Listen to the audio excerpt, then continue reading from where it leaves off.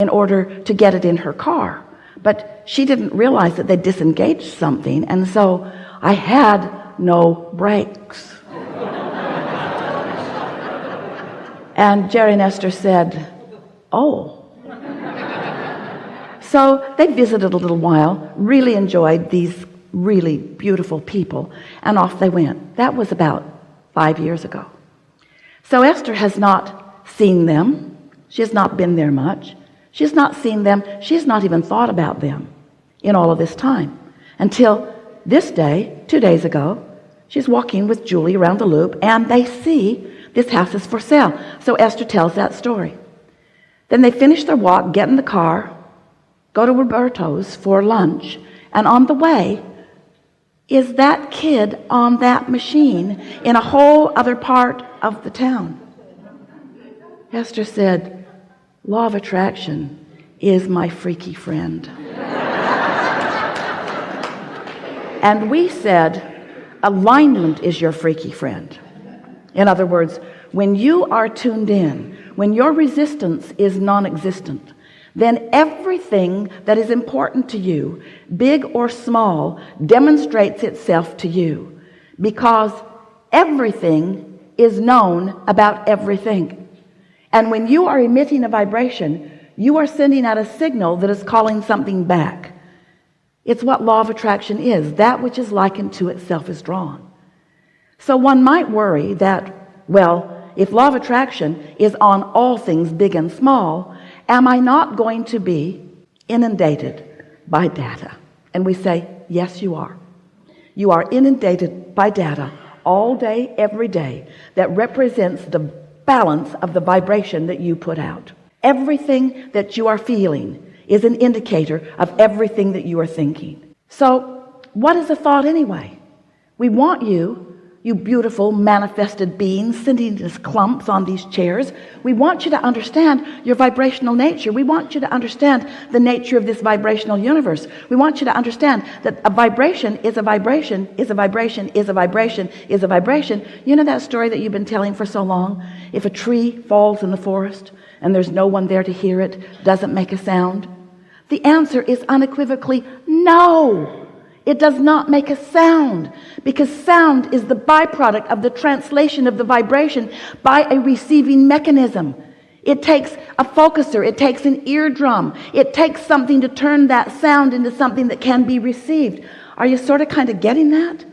So there are vibrations all around you, and you have practiced yourself into being the receiver of them. We just want you to practice yourself into being the receiver of the ones that feel good, not the ones that feel bad, not all the ones, which means we want you to no longer be conditional focusers. You see something that feels good, you look at it. You see something that feels bad, you look at it. Not much discriminating. We want you to be so discriminating that you pull your attention at the earliest, most subtle stage that you can find, away from those things that don't feel good. We want you to tune yourself to this high frequency of who you are. So this is the big picture. You were source energy before you came into this physical body, and splat, now you're here. But the larger part of you is still non-physical, and still that pure positive energy, still in that place of non-resistance. So here you are, just like you planned, exploring contrast. That's a good thing, because if you don't know what you don't want, you cannot know what you do want. You must have that focusing experience in order to define and decide what you want. So at all levels of your being, you're launching these rockets. The cells of your body are also launching rockets. You're launching rockets of desire. You're launching rockets. Rockets. You're launching rockets of evolution and expansion. And the source within you is becoming. And now you have two vibrational points of view. The vibrational point of view of who you really are, and the law of attraction path that is being drawn to that powerful point of attraction.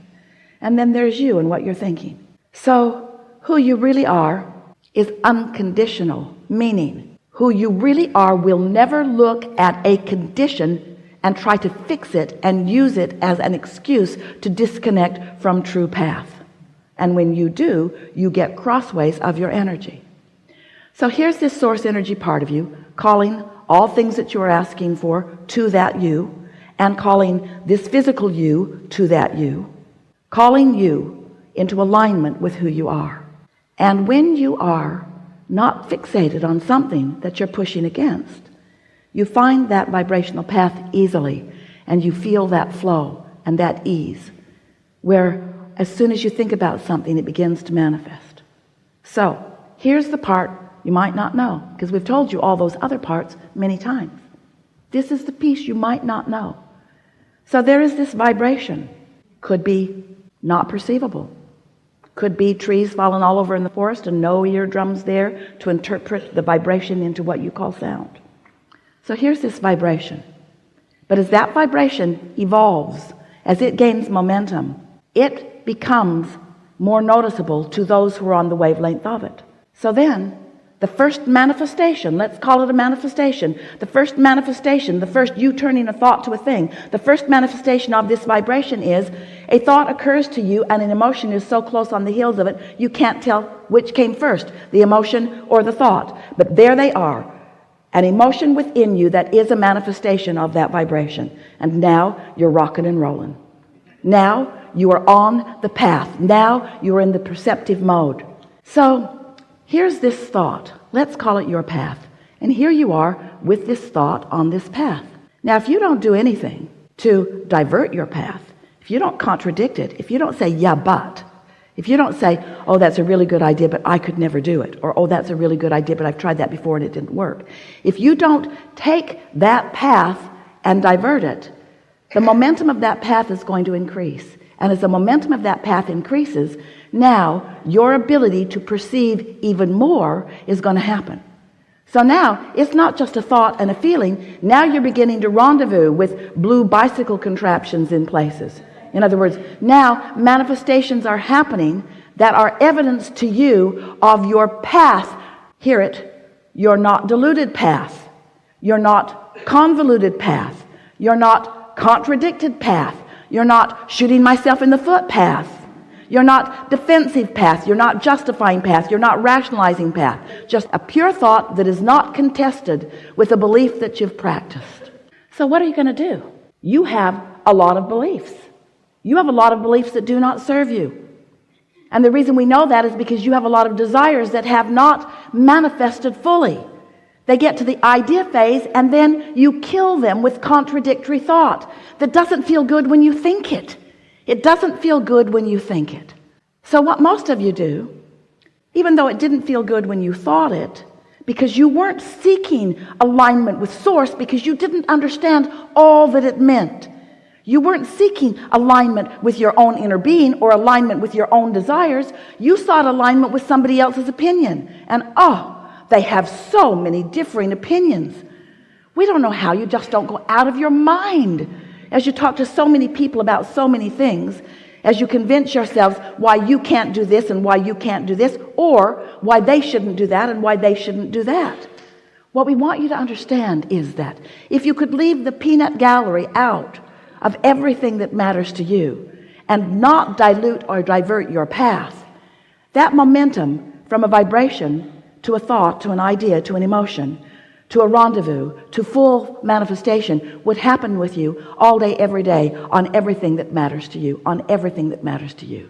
And if it's not happening, it's for one reason and one reason only. You're introducing contradiction to your vibrational equation. And it's all right.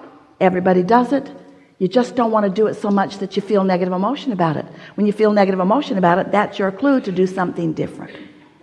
So here's an example. So let's say that you have a very clear sense of how you want to feel today. So you go over to someone's house. Maybe you're related to them. And they're having a no good, very bad day.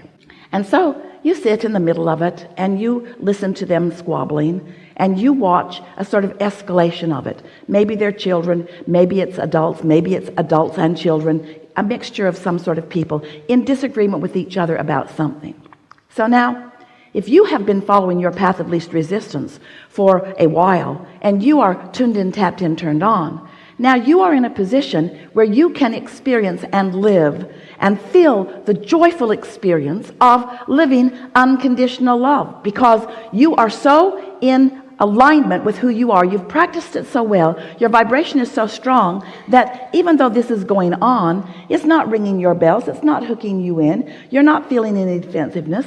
You don't feel like helping the victim in the scenario. You don't feel like piling on to the one that's being picked on. In other words, you are vibrationally aloof from it. There's no hook for you in this situation. So you can sit there, you can be there, you can be unconditional. Here's a condition that is happening that's making all of them nuts, and it's not making you nuts because you are in a different vibrational place. It's not threatening you.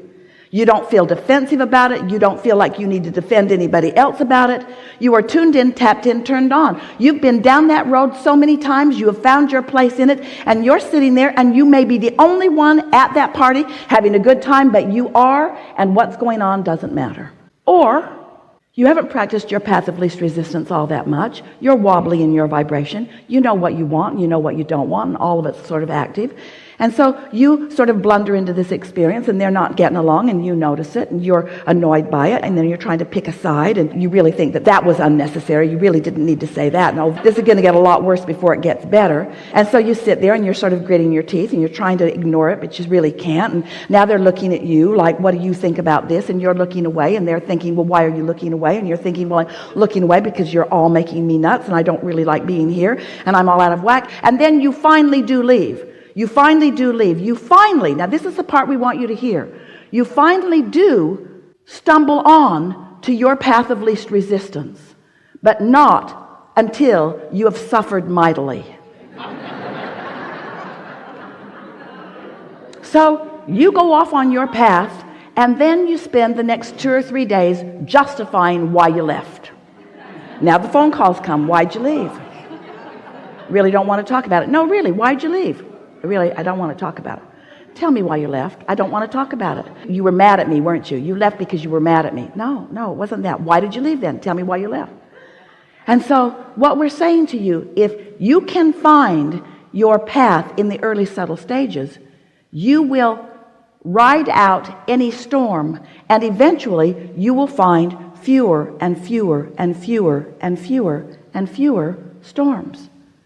We really want you to understand that it's not only all right, it's what you intended to do. You intended to find your path of least resistance, meaning you intended to come into this body, find aspects of life that matter to you, hook up with the source within you, and ride that rocket to the satisfying fulfillment of a vibration turned to a thought and an emotion, to a relationship, to an experience, to a circumstance, an event, to a glorious, exalted, manifested experience. That's what you were all about. You didn't come to wrestle each other to the ground over ideology. You didn't come to try to get everybody on your side of the balance sheet in order to agree with you about what's right, because you knew when you came into this physical experience that there were enough resources for everyone to create the reality that they choose. You knew that it is a big enough place and that there are enough resources that everyone can be completely fulfilled. And yet the majority of the world is pushing so hard against some other piece of the world that they have cut themselves off from their own resources, and then they have become shortage consciousness. And now most people are just squabbling over the spoils. Time for you to take ownership of what is yours. It's time for you to accept the purity, the goodness, and the worthiness that is you. It's time for you to notice earlier on when you are diverging from your path, because when you catch it in the early subtle stages, there is barely a blip. But if you wait until there is a manifestation around all of it, now you have this harder experience that you are upon.